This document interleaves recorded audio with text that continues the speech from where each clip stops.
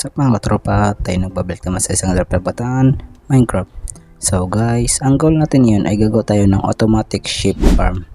Yes mga katropa, gagawa tayo na yun. Okay, simulan natin ito mga katropa.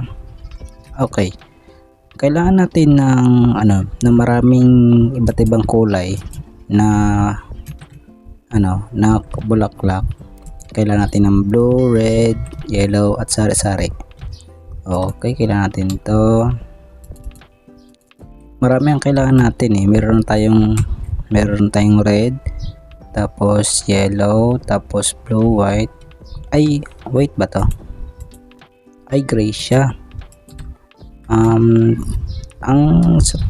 Sa pagkatagda ko para makabuo ka ng color white ay kailangan mo lang ng bone meal.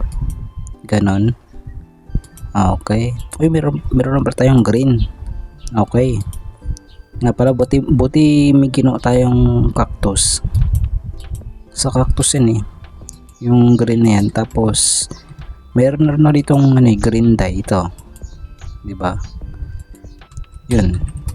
Tapos para makabuo ng white ay kailangan mo lang ganito. Tapos yan, meron ka ng white. Okay. Buti lang mayroon tayong mga ibang kulay. Buti lang meron tayong yung tawag dito. Yung tawag dito, yung cactus. Kasi kapag may cactus ka, ang kulay niyon magiging kulay green. Kapag pinagsama mo yung white tapos yung ganito, magiging lime siya, magiging ganito siya. Para makabuo na yan, okay? Gawin natin itong kulay red, tapos dilaw, tapos gray, blue. Okay, level 1, 6, 7. Okay, 7. Kailangan pa natin ng purple. Ay, para makabuo ng purple ay kailangan mo ng pula, tapos dilaw. Okay, kailangan mo lang to. Ay, dilaw ba? Or blue at ay nga pala, blue tapos red pa lang kailangan para makabuo ka ng purple. Okay, dahil nawala yung pula, palitan natin siya. Tapos dahil nawala yung blue, ay mag-craft tayo ng blue dye. Okay, meron tayong 6, 7, 8 meron tayo. Okay, tapos kailangan natin ng color orange. Alam ko yung orange, meron tayong color orange dito dito yung color orange dito buti lang marami tayong bulaklak dito para hindi na tayo mahirapan maghanap ng mga kulay. Ito kulay orange okay, kulay orange to. Ay, hindi yan, ito kulay orange na ito orange yan. Tapos kailangan natin ng okay, meron tayong white.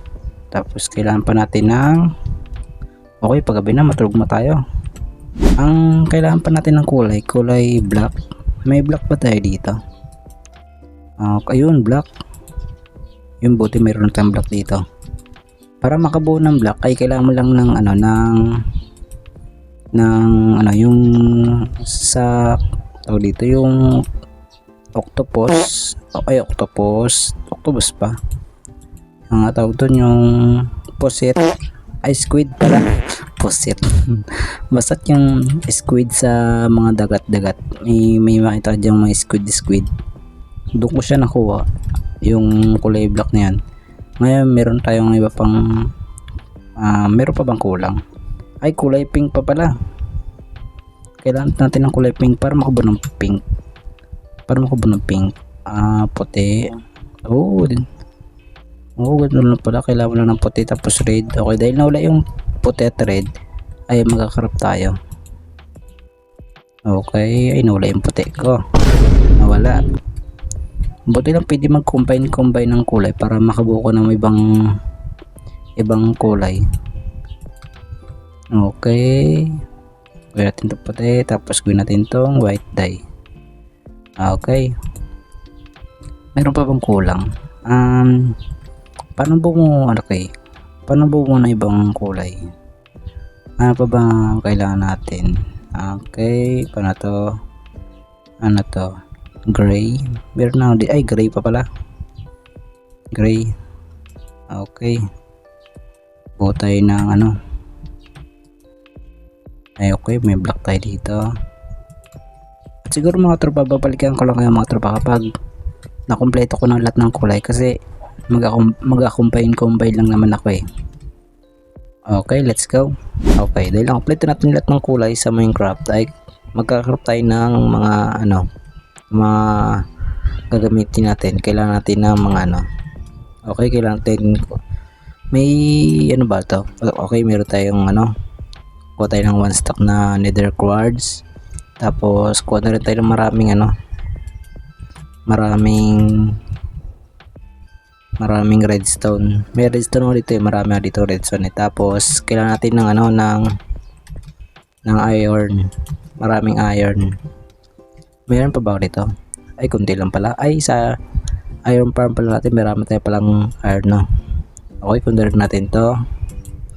At kailangan natin ng ano, ng paano ba gumawa ng ano, ng relays. Parang buwa. Okay, kailangan mo na ng maraming stick. Okay. Mayroon akong stick dito eh. Ito. Okay. Kailangan natin ng mag-craft na marami. Ilan pa kailangan natin? Dahil 16 yung ano, 16 yung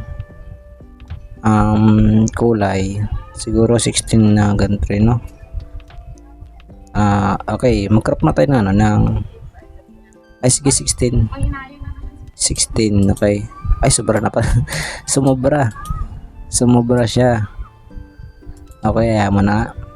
Okay dahil nakompleto na natin lahat ng mga gagamitin natin na, meron tayo ditong ito na yung mga gagamitin natin ano, mga materials na dito ng mga ano, mga kulay na gagamitin natin. Tapos mga machine na ano gagamitin natin para maging automatic. Tapos ito, yan, marami yan. Sobrang gastos ito sa iron, itong mga ito dito. Sobrang daming sobrang daming iron ang kailangan ko diyan. Tapos ito, marami rin oh. Pero marami naman tayong iron eh, mga iron eh, kaya ano, no problem na rin. Kaya kasi marami naman tayong ano diyan eh. Automatic naman yan eh. Ngayon, dahil meron tayong diyang mga materials ngayon, dito ko siya ano ilagay yung ating ano automatic sheep farm natin dito sa pwesto na to. Pero bago yon, alisin natin to yung mga puno na to, ito yan, yung mga puno na yan. Tapos alisin natin itong mga grass na to, ipapatag natin yan kasi dyan natin yan ipapwesto. Okay, let's go. Okay, dahil natapos natin palawakin ito mga tropa, at itong butas ito ay ito yung entrance. Butasan ko lang yan para palatandaan. Tapos ito naman yung butas to, yan yung haligi, yung kanyang haligi katulad na to. Tapos ito haligi rin to yun dito. Tapos yung itong mga ano to, mga grass na to, ano yan, ganun kadami yung ang gagawin kong ano, or ganun kadami yung ano dito, yung sheep farm dito sa kabila. Tapos dito rin sheep farm din, bali magkabilaan yan yung gagawin ko. Okay, para magawa natin yung sheep farm natin yan, yung gawin natin ay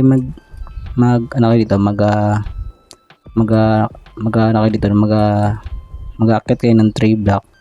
1, 2, 3 yan. 3 block dapat yan, ang taas niya. Tapos dyan, lagay kayo ng ganan. Yan. Or pwede din naman ano, yung mga stone ang gamitin nyo. Pero grass mo lang gagamitin ko kasi yung tuktok na kasi ay ano, ay grass dapat para makakain yung mga sheep, makakain para pag nakakuha yung wool ay tutubo ulit yung wool nila kapag yun nagunting. Okay, dahil nalagyan natin yung 3 block patas yan, ang next naman na gawin nyo ay maglagay ng ganito. Tapos lagyan natin this, tapos maglagay kayo ng ganan.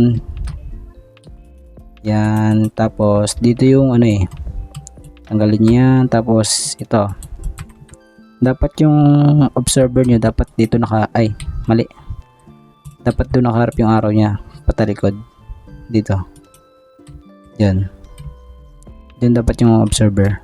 Tapos maglagay kayo dito ng ng chest dito. Tapos itong hopper, dapat yung hopper nyo dapat dito nakatutok para kapag may nalaglag na gamit dito ay dito siya mapupunta. Okay, tapos ang next naman ng gawin nyo ay maglagay kayo ng release dito sa hopper. Tapos maglagay kayo ng minecart dito. Tapos coveran nyo lang yan dito, coveran nyo lang yan, kukuberan yan nakaganan. Tapos pwede nyo rin ito tanggalin, no? Pwede nyo palitan siya ng stone or di kaya kung anong block ang gusto nyo, pero yung dito dapat yung sa tuktok dapat grass yan. Tapos ang next naman na gawin nyo ay maglalagay kayo dito ng ganito para gumapang yung yung kulay green or yung damo. Kasi kapag walang damo dito, hindi tutubo yung tutubo yung wall nila or yung balaybula kapag hinarvest. Okay, next na natin gagawin ay maglalagay kayo dito ng ganito, dispenser. Dapat yung dispenser dito nakaharap. Tapos kukuha kayo ng shears dito kasi itong gagamitin natin pang kalbo or pag harvest ng wool nila. Yan, nakaganan. Tapos yun, hintay lang natin na gumapang yung dito. Tapos maglagay ka na rin kayo dito ng glass para hindi sila makaalis, ganun dito. Yan, sige, tanggal natin to. Tapos okay, dyan yan. Tapos dito yan. Tapos ganun, sirain natin to. Tapos yun, kailangan natin ng weed para makakuha tayo ng ship. Okay, habang hinihintay natin yung gumapang yung damo dito, tapos ipakalat natin sila dito, maghanap ba tayo ng ship dito? Sana may ship na agad. Okay, may ship dito, dali. Kaso kulay item, pero goods na rin yan kasi kailangan din natin ng item na ship. Okay, dali, pasok ko dito. Dali, dito ka. Okay, yan ka lang. Diyan ka. Tapos kunin natin itong glass para okay, isod natin siya. Tapos para di siya makaalis. Yan. Tapos lagay tayo ng ganan. Tapos butasan natin ito para makapasok yung damo or yung grass dito. Tapos yun, ganun lang gumawa ng automatic na ship para mga tropa. Tapos yun, hintayin nyo lang yung grass na tumubo kasi matagal na tumubo kaya naman yun, gawin ko muna yung kabila. Ganun lang siya mga tropa. Kung madali lang siya gawin maglagay lang kayo ng 3 block pataas o di kaya mag-ukay kayo sa ilalim kung ayaw nyo ilagay sa taas kasi mas mahirap yung sa taas kasi hintayin nyo pa yung damo tumubo bago nyo mapagana yung sheep farm nyo. Pwede kayo mag-ukay ng 3 block pataas pababa, 3 block pababa, tapos yung pataas, tapos maglagay kayo ng hopper ng chest dito. Tapos yun, magpaliwanag ako, may zombie. Ikaw, kapaliwanag ako, huwag kang storbo. Okay, tulog mo tayo, maraming zombie. Yun mga tropa, 3 block pataas, maglagay kayo ng andito ng ng redstone dito, redstone. Tapos ng hopper, dapat yung ganito nyo tawag dito, ito kung dito nakaharap yung chest na ilalagay nyo, dapat yung hopper nyo dapat nakaharap dito yung pula or di kaya yung arrow na yan or di kaya yung pula dapat nakaharap doon. Kung dito siya ilalagay, kung dito nakaharap yung gagawin nyo, kung dito yung chest nyo, dapat dito nakaharap yung muka, yung parang ito muka. Yun, ganoon lang. Madali naman ito mga tropa, basta sundin nyo lang yung sinasabi ko sa inyo. Sobrang dali lang to. At yun, gagawin ko lang lahat yun mga tropa. Lahat nandito, gagawa ko na ship farm dito, tapos yung dito rin, gagawa rin ako dito. Same lang rin yung yung gagawin ko yung dito, same lang dito sa lahat. Lahat na dito sa paligid, same lang. Same lang ng mechanics, tapos ng At yun, ganoon lang. Siguro mga tropa, babalikan ko lang kayo kapag natapos natin lagyan ng kaparehas ng ganito, yung dito, tapos dito. Okay, let's go. Okay, kagagaling ko lang sa ating storage system kasi nagkuha ko na maraming stone, tapos nagkuha na rin ako ng spruce plank para maumpisan natin yung build. Okay, lagyan natin dito yung mga ito, tapos ito ilabas na natin to kasi gagamitin natin yan. Okay, tapos na pala mga tropa yung ating mga automatic na ship, automatic na machine para sa ating ship farm. Ito, nagpo-produce na siya. Tingnan nyo. Kung anong ginawa ko dito mga tropa, ganun din yung ginawa ko sa sa lahat. Yung dikit-dikit ko sila, yun lang. Tingnan nyo, marami na. O diba, one stack na agad ang isa. Kasi ito yung unang ginawa ko 610 lahat yun Tapos ngayon, ang gagawin natin ay tatakpan natin to katulad na to. Okay, takpan natin yan. Dahil natapos natin mga tropa yung kanyang machine, ay umpisa natin gawin yung kanyang design ng ating ship farm. Gawin natin style na bahay, parang ganito, ganon. Pero ibang klaseng design yung gagawin natin. Hindi naman siya sobrang maganda guys, yung parang yung super ganda na build guide, yung parang sakto lang ganon. Okay, kailangan natin ng ito. Okay, dito natin ilagay siya dyan. Tapos ang pinto niya dapat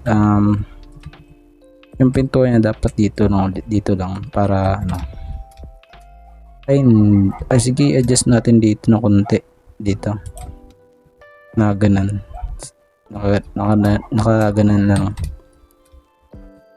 Tingnan natin. Okay, dito pantay natin siya dito, tapos meron siyang lampas dito. Okay, ganan. Okay, gets. Ngayon, next naman natin gagawin ay, dahil na lagay natin siya ng ganan, ay yung taas niya, ang taas na to ay ay lampas siguro dito. Tignan lang natin. Okay,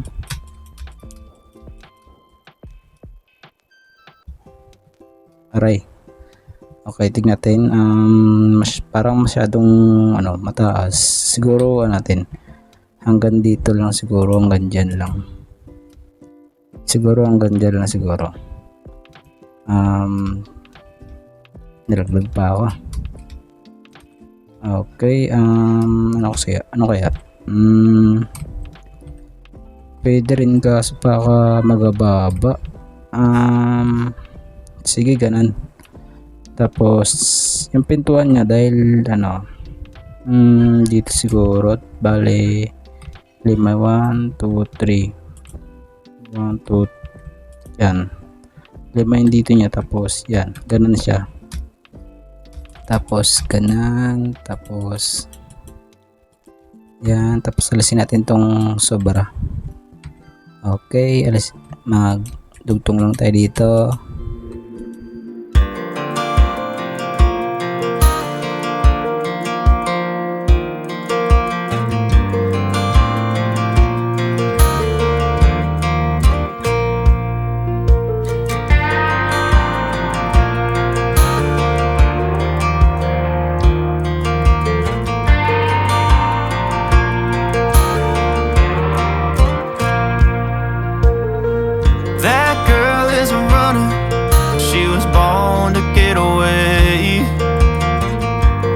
Two-tone humming, headed out to the highway. I should have seen it coming through the years left in in the dust. But after all the lessons learned. Okay, tapos na natin yung bubong mga tropa. Grabe kapagod yun ah. At yun, natapos natin yung kanyang design sa bahay.